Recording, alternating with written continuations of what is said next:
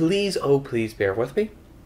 And if I do what I think will work today, I might also be able to give you an extra day's worth of content. Hello and welcome! I have entered the future, and it involves glowy balls, scratchy headphones, and it surprisingly is low resolution. Yes, I have invested into PlayStation VR and the supposed future of gaming. At least if the marketing material is to be believed, I think. My expectations going into PlayStation VR was just going to be some fancy 3D, maybe some head tracking, and some room scale experiences that will make me go, ooh, and ah, and oh, look at the cute little guy coming up to me. And for the most part, that is what I got in certain situations. I am very pleased with this device, and compared to Sony's last peripheral endeavors that I got to taste, it's actually a lot better supported. There are games that I can play and a lot more that I can pick up. And I also haven't experienced everything that this thing probably has to offer. I don't feel everyone should go out to get one of these things, and it's definitely not worth the price of a PlayStation 4 on top of it. But if you do happen to already have a PlayStation 4, I've been using a base PS4, by the way, for this whole thing. I'm not on PlayStation 4 Pro. I'm using just a base PS4, and I can say right now, if you have a PS4 and an extra about $500-600 just lying about, get this thing, especially with the Move controllers, because those things are starting to get pricey, and enjoy some VR while you still can before the requirement increases to the elusive PlayStation 5. This is not going to be for everyone. Not everyone's going to have a PS4 and money lying around. And there are better things you can invest that money into, like a PlayStation 3. Or a Wii. But anyways, that's my first experience with the PlayStation VR. I do hope that this was entertaining.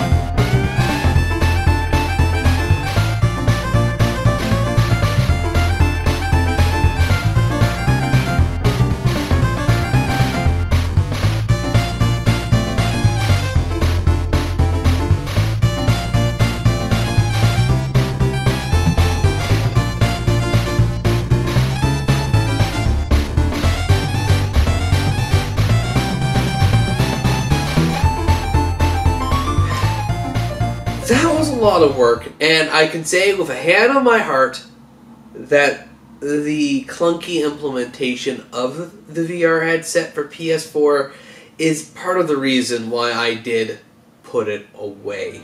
I did have it out on occasion, especially when friends and family were over, so that they could too experience VR. But for the most part, it's been living in this nice magenta box that I designed, which I use to store it, and yeah, it's just a bit of a mess, and it's a bit of a headache just to even get set up. I really do like the experiences, but something that dawned on me after picking it up again to give it one last proper hurrah was the simple fact that I didn't really have many games to play. I had a lot of good experiences, fun experiences that made the people around me go ooh, ah, and wow. I actually had one of my little sister play it. She did the VR shark thing and was absolutely terrified of the experience just because of how immersive it felt. VR is cool technology, but it's dawning on me that I only have experiences and not really any games, or at least games with a lot of depth to it, that I can use or can go back and play. There is no Persona or Little Big Planet or, I don't know, Grand Theft Auto that I can just jump in and want to play more of. The closest game that I have, at least when I got the thing last year, was Star Wars Squadrons. And the VR improved that game so much that it actually made me play it more than I originally did. But the problem was that Star Wars Squadrons is a pretty shallow game to begin with. So adding the ability, the experience of VR was indeed an improvement. But it wasn't, how should I say this? Well, to make me want to do more with it. I think if it had a mission or two extra, it might have helped, but I had nothing to play. I had nothing to go back to, and there really wasn't much for me to continue playing. I think I spent the most amount of time in whatever the PlayStation experience is, and Astrobot Rescue Mission, but if I want to, I swear that game probably would have been just as good, or arguably better, if it wasn't in VR. 3D definitely needed to be there, but VR-ness, not really. Which then got me to today. I want to play VR. I've had this thing for a year, and it's collecting dust. I want to experience, so I gave it one last hurrah. I put $100 down, and I got 3 games to go and see if the VR experience would be improved. The 3 games were highly recommended, and games that I think I actually would enjoy. Or at the time when I got them, I thought I would enjoy.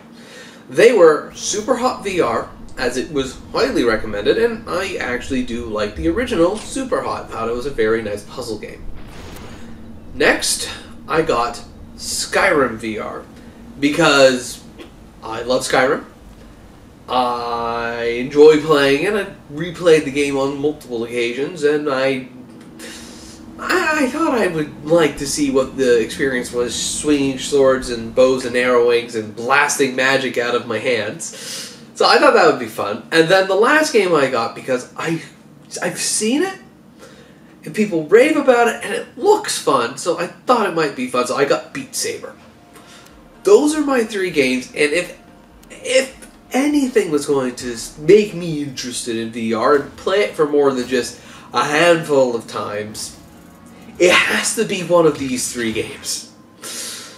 So, I strapped in my headset and I went in one more time just to see if VR justified itself. So, I started out with Superhot VR. And it's super hot.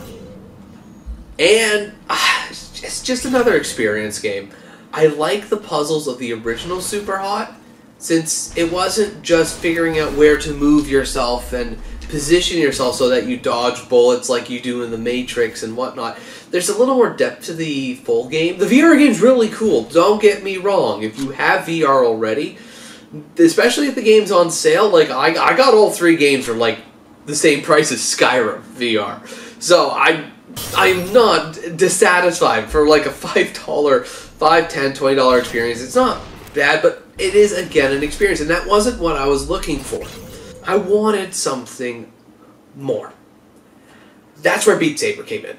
That was the next game I really wanted to play. I was like, okay, this is cool, but I have to try Beat Saber. It was the day I got it. It was the second game that I played, and I was thinking, okay, maybe another 20 minutes. I'll play it. I played the game for an hour. Oh, I wish I got this game a year ago. My God, is this thing ever amazing? I mean, it's not like it's the greatest game in the world. It's just a simple rhythm game where you're waving controllers around and beating to the rhythm. It's no more complicated than a Guitar Hero or just any of those stupid button prompt mini games that you get in so many licensed titles.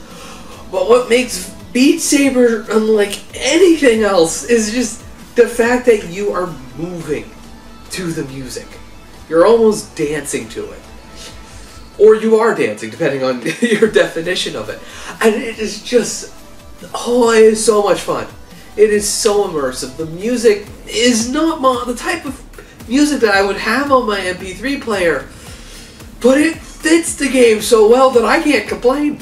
In fact, a few of the tracks might end up shoehorning their way onto my MP3 player just based on how many times I actually play the tracks. It's just going to turn into earworms for me. Oh, but I so wish I got this game a year ago, because every day that I've had this game, I just wanted to play it. I want to play more of it.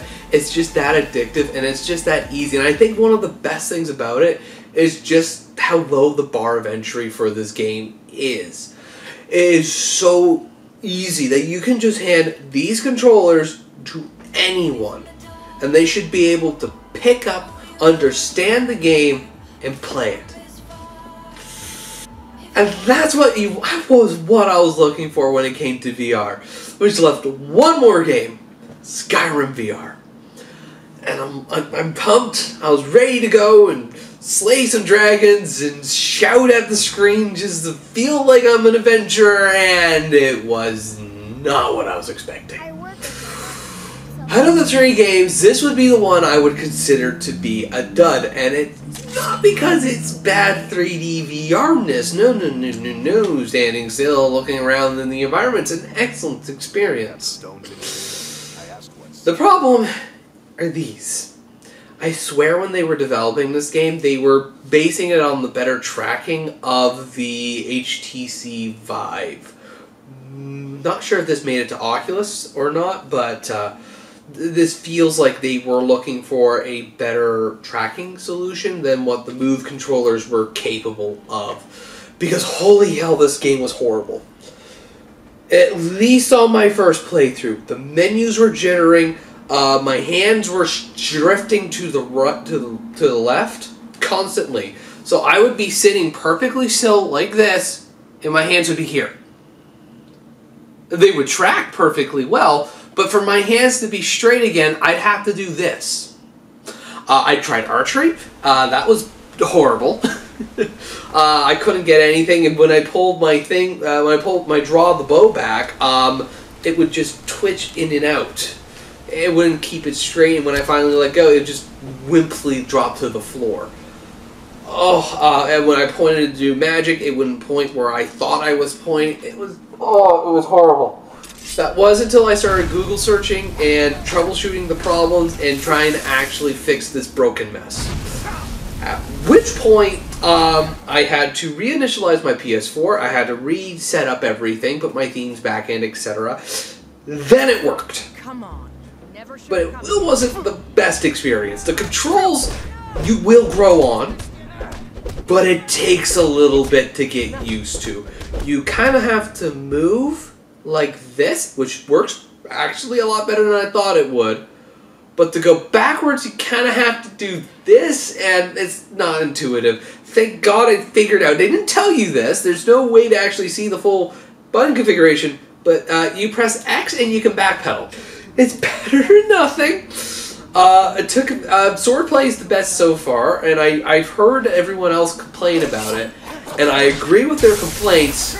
But Archery is still a bit too jittery, and I think that's just because I have a giant bay window. You can see it here. Like, it is very bright in this room, and it is very difficult to get it, especially in the daytime, dim enough for the PlayStation 4 camera to recognize how bright the LEDs need to be. I want to like Skyrim. There is a lot to like about Skyrim, especially in VR, especially since the experience of it just makes me want to play it. I shouldn't have to tinker with the VR. It should be as simple as pick up and play like Beat Saber, or pick up and play like any other game. Which leads me to my thoughts about VR. It's been a year since I got this stupid thing. And I can honestly say, unless that bar of entry drops, not just the price bar of entry, Facebook's solutions solve the price issue. But until the price of entry, the experience of getting into VR drops a little more, I just can't recommend it. Not unless you're willing to invest in something like PSVR, which is a lot more expensive. I think if we can reduce, if the people who are making VR can reduce the amount of technology that's required for it to be used, a la, it's just a head visor and some special controllers, no boxes, no cameras, no lighthouses, I think at that point it's then down to the games. Which I actually don't have much faith in, because at that point we're now at the mercy of Sony, Steam, and Facebook. Sorry, Sony, Valve, and Facebook. Well, I have faith in Valve to actually do something with it. They're usually good for one or two. Facebook, I don't see them actually putting money into this, and Sony, I know they won't put money into this, at least beyond the first few months. This is the Vita all over again. And I just can't invest into Sony's products unless they are willing to put the time, money, effort, energy, dedication that requires for launching and supporting new hardware. They need to do what they did when the PS3 was struggling against the 360 and start releasing title after title after title after title after title. Sequel, sequel, sequel. We need the Uncharted's, we need the Little Big Planets, we need the Infamouses, and we need the Killzones for VR. I can name those games off the top of my head. Dedicated Sony experiences, or experiences that were made by Sony, I can't tell you. I can't even say what they are because I don't know. Sony's not putting their money into this. They made the hardware and they said, you figure it out. And I can't invest into that. Not again. So if you are thinking of VR, at least right now, seriously consider PC VR. At the bare minimum, you at least have access to the open source community, so you're not entirely limited by Steam. So maybe there might be some future proofing in there. But overall, it's a hard market to recommend. It's hard. It is genuinely a hard, it's a hard sell. I hope for the future. There's truly some unique experiences in here. Maybe they would work in an arcade setting. Maybe. I don't know. I don't know. But what I do know is that it's one that I'm happy I did take the time and money and invested into, especially for Beat Saber. But it's not one I can recommend to anyone else. I'll probably leave the VR plugged in for a little longer. I'll wait until my arms recover from playing so much Beat Saber to at least get my fill out of that. And I'll probably continue to plug this in for Beat Saber and maybe some other games. But it saddens me